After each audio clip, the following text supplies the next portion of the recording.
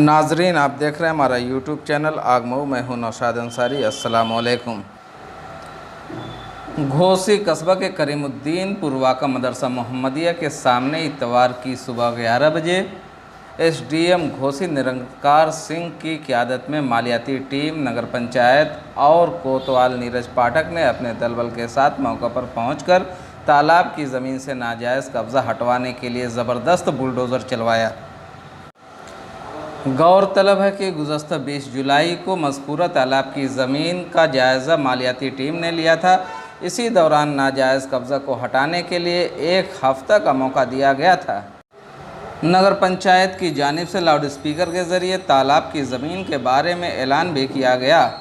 इसके बाद भी 31 जुलाई को नगर पंचायत चेयरमैन नुमाइंदा अब्दुल क़य्यूम अंसारी की सरबराही में मालियाती टीम और पुलिस फोर्स के हमरा कब्ज़ा को हटाने के लिए तालाब पहुंची। तो रोज़ कुछ लोगों की दीवारों को जेसीबी से मिसमार किया गया। चुनांचे कब्ज़ा करने वाले बरहम हो गए और मालियाती टीम पर पथराव भी कर दिया था।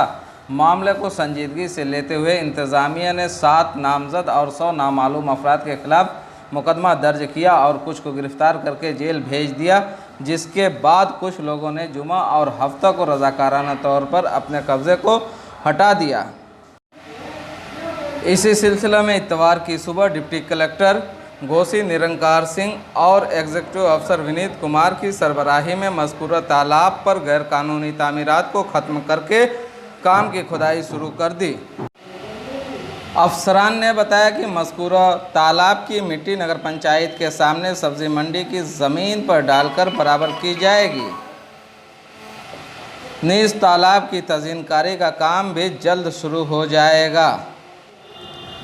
नाजायज़ कब्ज़े के खात्मे के दौरान मधुबन मोड़ से करीमुद्दीनपुर तक का इलाका पुलिस कैंप में तब्दील हो गया।